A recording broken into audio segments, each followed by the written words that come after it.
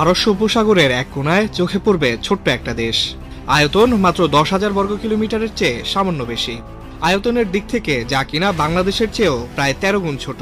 বাংলাদেশের মতো কাতারও স্বাধীনতা লাভ করেছিল 1971 সালে গ্রেট ব্রিটেনের কাছ থেকে। স্বাধীন হওয়ার সময় তৎকালীন সময়ে ব্রিটিশ উপনিবেশগুলোর মধ্যে সবচেয়ে গরিব দেশগুলোর একটি ছিল কাতার। গ্রীষ্মকালে 50 ডিগ্রি সেলসিয়াস পর্যন্ত তাপমাত্রা উঠে যাওয়া আর আয়তনের সিংহভাগ মরুভূমির দখলে থাকা কাতার তখন পৃথিবীর অন্যতম বসবাসের অনুপযোগী স্থান। কিন্তু স্বাধীনতার 50 বছর পর দেশটির চিত্র সম্পূর্ণ ভিন্ন। কাতার এখন পৃথিবীর সবচেয়ে ধনী দেশগুলোর অন্যতম। বিশ্বের অন্যতম এই ছোট দেশের মাথাপিছু বার্ষিক আয় 51 লাখ টাকারও বেশি, যেটি কিনা ফ্রান্সের চেয়েও কয়েক গুণ বেশি। প্রায় বসবাসের অযোগ্য উপসাগরের মাছ বিক্রি করে পেট চালানো জেলেদের দুর্বল অর্থনীতি এখন রূপ নিয়েছে আলিবাবার গুহায়। বিশ্বের প্রতিটি কোণায় চোখ পড়বে কাতার সরকারের আর্থিক বিনিয়োগের চিত্র। আরব বিশ্বের সবচেয়ে বড় মিডিয়া কোম্পানি আল জাজিরারও জন্ম হয়েছে এখানে। আর রয়েছে গগনচুম্বী অট্টালিকা, শপিং মল আর বিলাসবহুল গাড়ির স্রোতে ভেসে যাওয়া কাতারের রাজধানী। এখানে সাধারণ কোনো কিছুর জায়গা নেই, সবকিছুই বিলাসবহুল আর বিশাল। তো এখন প্রশ্ন হচ্ছে, কাতার কিভাবে এই অভাবনীয় পরিবর্তন ঘটালো? চলুন এই প্রশ্নটির উত্তর খোঁজা যাক। মধ্যপ্রাচ্যের দেশগুলোর ধনী হওয়ার অন্যতম প্রধান কারণ হচ্ছে এর সমৃদ্ধ প্রাকৃতিক সম্পদ। কাতারও এর ব্যতিক্রম নয়। মরুভূমির বালির নিচে লুকিয়ে থাকা বিশাল জ্বালানি ভাণ্ডারই কাতারের অর্থের যোগানদাতা। তবে কাতারের শুধু তেলই নয়, আরও একটি সম্পদ প্রচুর পরিমাণে রয়েছে, আর তা হলো প্রাকৃতিক গ্যাস। 1940-এর দশকে কাতারে সর্বপ্রথম তেলের খনি আবিষ্কৃত হয়, কিন্তু 1960-এর দশকেই তা প্রায় শূন্য হয়ে পড়ে।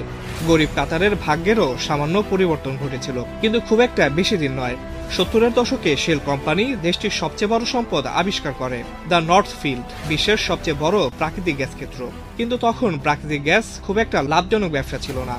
তখনকার দিনে গ্যাস শুধুমাত্র পাইপের মধ্যেই সরবরাহ করা সম্ভব ছিল, আর মধ্যপ্রাচ্যের কোনায় পড়ে থাকা কাতার তখন শিল্পোন্নত দেশগুলোর চেয়ে অনেক দূরে, যেখানে এই গ্যাস ব্যবহার করা হবে। শেল কোম্পানিও তাই এদিকে আগ্রহ দেখায়নি। 1995 সাল হামাদ বিন খলিফা আল থানি অভ্যুত্থানের মাধ্যমে তার বাবার কাছ থেকে ক্ষমতা কেড়ে নিলেন।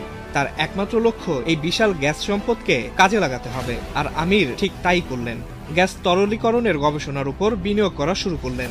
এর ফলে গ্যাস পরিবহনের জন্য আর পাইপের প্রয়োজন হবে না। তরল প্রাকৃতিক গ্যাস বা এলএনজি সহজেই জাহাজের মাধ্যমে রপ্তানি করা যাবে, যেমনটা করা হয় তেলের ক্ষেত্রে। তবে গ্যাস তরল করতে হলে একে কমপক্ষে 161 ডিগ্রি সেলসিয়াস তাপমাত্রায় রাখতে হবে। তাই কাতারের সামনে একটাই পথ, এই প্রযুক্তিকে আরও সহজলভ্য করা। গ্যাস তরলীকরণ প্রযুক্তিতে প্রচুর বিনিয়োগ করা শুরু হলো।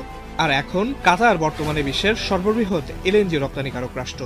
এশিয়ার সবচেয়ে শিল্পোন্নত 4 রাষ্ট্র চীন, ভারত, দক্ষিণ কোরিয়া আর জাপানে কাতার তাদের উৎপাদিত এলএনজির 1/3 রপ্তানি করে। শুধু তাই নয়, কাতার এই প্রযুক্তিতে এতটাই বিনিয়োগ করেছে যে তারা এলএনজি এর উৎপাদন খরচ যুক্তরাষ্ট্রের তুলনায় 4 গুণ কমিয়ে নিয়ে এসেছে। অর্থাৎ বিশ্বের অন্যান্য যে কোনো দেশ 1 টন এলএনজি উৎপাদন করতে যা খরচ করে, কাতার সেই পরিমাণ খরচ করেই কম করে হলেও 4 টন জ্বালানি উৎপাদন করে। প্রাকৃতিক সম্পদ ছাড়াও কাতারের উন্নয়নের পিছনে আরও কিছু জিনিস রয়েছে। জ্বালানি সম্পদ কাজে লাগিয়ে প্রচুর আয় করেছে কাতার, কিন্তু এই অর্থ ব্যয় হচ্ছে কোথায়? কাতার এই বিশাল অর্থ কাজে লাগানোর জন্য গঠন করেছে কাতার ইনভেস্টমেন্ট অথরিটি।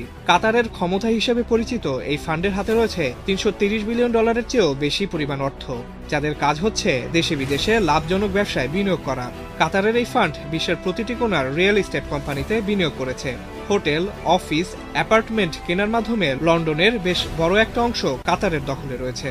যুক্তরাষ্ট্র বিদেশি বিনিয়োগকারী রাষ্ট্রের তালিকায় কাতারের অবস্থান 4 নম্বরে। আর শুধু রিয়েল এস্টেটেই নয়, বিভিন্ন মাল্টিন্যাশনাল কোম্পানিতেও কাতারের বিনিয়োগের পরিমাণ আকাশচুম্বী। জার্মানির ভোক্সওয়াগেন, বার্কলেস ব্যাংক, এমনকি রাশিয়া সরকারের তেল কোম্পানি রসনেফটের বিশাল অংশও কাতারের মালিকানাধীন। বিদেশি বিনিয়োগ থেকে এবার দেশের অভ্যন্তরে কাতারের বিনিয়োগের দিকে চোখ ফেরানো যাক। ইতিমধ্যেই সড়ক ব্যবস্থা, এয়ারপোর্ট, বন্দর, গবেষণা কেন্দ্র আর বাণিজ্য কেন্দ্র তৈরিতে কয়েক বিলিয়ন ডলার খরচ করে ফেলেছে কাতার সরকার। আর এর কারণ হলো ভবিষ্যতের জন্য তৈরি হচ্ছে কাতার, যাতে প্রাকৃতিক সম্পদের ভাণ্ডার ফুরিয়ে গেলেও কোনো সমস্যার সম্মুখীন না হতে হয়। কিন্তু সে ধরনের সমস্যা হয়তো অনেক দূরে, কারণ অদূর ভবিষ্যতে তেলের চাহিদা কমে যাওয়ার সম্ভাবনা থাকলেও গ্যাসের চাহিদা ক্রমাগত বেড়েই চলছে। মধ্যপ্রাচ্যের অন্যান্য দেশ হয়তো 2 হাতে টাকা উড়িয়ে চলছে, কিন্তু কাতার আগে থেকেই তৈরি হয়ে আছে ভবিষ্যতের জন্য। আর এটাই পার্থক্য করে দিয়েছে অন্যান্য দেশগুলোর সাথে। হামাদ আল থানি আরও একটি লক্ষ্য নিয়ে ক্ষমতায় আসীন হয়েছিলেন, আর তা হলো আন্তর্জাতিক অঙ্গনে প্রভাব বিস্তার করা। বাস্তবে কাতারকে নিয়ন্ত্রণ করত সৌদি আরবেই।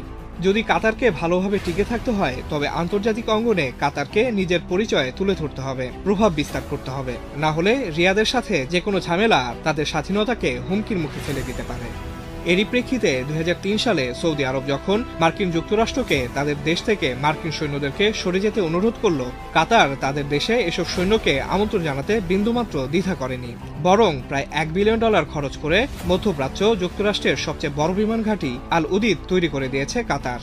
এই সামরিক ঘাঁটিতে এখন কম করে হলেও 11,000 মার্কিন সৈন্যের অবস্থান। আর আল জাজিরার কথা না বললেই নয়, আন্তর্জাতিক প্রভাব বিস্তারে এই মিডিয়া কোম্পানির অবদান কম নয়। সম্পদের প্রাচুর্যের সাথে যোগ হয়েছে শক্তিশালী বিনিয়োগ ব্যবস্থা আর আন্তর্জাতিক প্রভাব। কাতারের অভাবনীয় উন্নয়ন আসলেই প্রশংসার যোগ্য। কয়েক বছরের ব্যবধানে জেলেদের ছোট্ট গ্রাম থেকে বিশ্বের সবচেয়ে ধনী রাষ্ট্রে পরিণত হওয়া কাতার কি পারবে পারস্য উপসাগরে সৌদি আরবের সাথে টক্কর দিতে? সময়ই তা বলে দিবে। ভিডিওটি ভালো লাগলে লাইক ও কমেন্ট করুন। এরকম বিশ্লেষণমূলক ভিডিও আরও পেতে চাইলে চ্যানেলটিকে সাবস্ক্রাইব করুন। দেখা হবে অন্য কোনো ভিডিওতে। আল্লাহ হাফেজ।